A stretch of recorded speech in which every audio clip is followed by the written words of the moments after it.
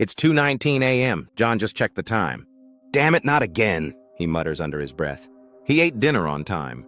He forced himself to read 10 pages from a book he barely remembers, just to tick off a task from his to-do list.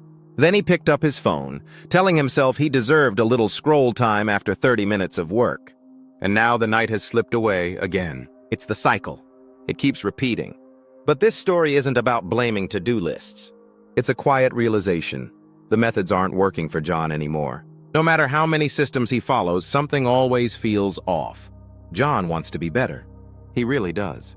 But every time he tries, it somehow makes him feel worse. He's not alone in this. Most people crave routine, but they love comfort even more. John's a working professional. His job pays decently, but it's predictable. He wakes up, clocks in, finishes tasks, and by evening he's drained. The hobbies he once loved, writing, gaming, exploring ideas, they've all faded. They're not gone, just shelved, stored in the attic of his life. He looks around and sees the pattern. The life he built now feels like a cage, and deep down he wonders why change it. Why go to the gym? Why start writing again? Why pursue the business idea he used to dream about? Comfort is warm, familiar, safe. But John? He wants more, even if it hurts. He wants to feel strong again, clear, alive. And that desire mixed with pressure is where the sadness begins. He searches for answers, articles, videos, advice. 10 ways to be better. 5 Stoic rules for a productive life. He bookmarks them, highlights them, tries them, and still he feels like a failure. Even I write those kinds of articles, John thinks. But deep down he knows what works for them might not work for him. He starts to realize he's been living by someone else's rules, trying to follow systems that don't align with his soul. He remembers how frustrated he felt with the Pomodoro technique. It told him to work for 30 minutes, then take a break. But every time he got into the flow, the timer dragged him out, until one day it clicked. It wasn't about the clock. It was about when he felt blocked. So he stopped timing himself. He let his mind guide him. That's when he felt a little better. And maybe that's the whole point. Maybe John needs to stop doing what others say will work and start listening inward. He's surrounded by noise, tricks, habits, hacks. But beneath all of it, the real question is still buried. Why is he doing this? Is he reading because he enjoys the story or because the list told him to? Is he working for growth or just out of obligation? Is he skipping human connection in the name of discipline?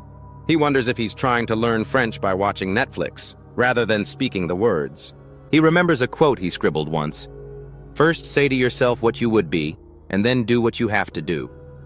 That was Epictetus. And maybe, just maybe, that's where John needs to begin. Not with a task list, but with a vision. Who does John want to be?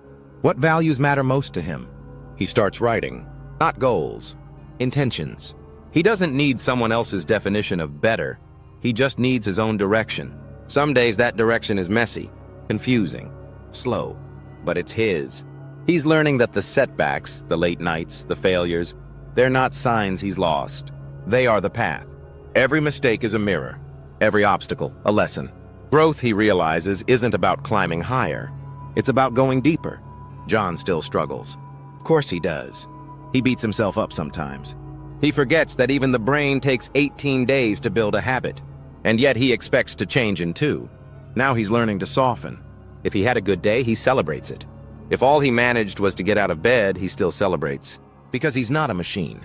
He's a human becoming. And becoming requires balance. A strange, fragile dance between effort and acceptance. Between who he is and who he's becoming. Some days he feels like a storm. Other days he's a couch, a blanket, and a quiet screen. Both are real. Both are valid. John starts shifting his mindset. He sets intentions, not rigid goals. He gives himself permission to grow slowly. And when he stumbles, he responds with compassion, not excuses. Because compassion doesn't mean letting yourself off the hook every time. It means holding yourself accountable with love, not punishment. John stays curious now.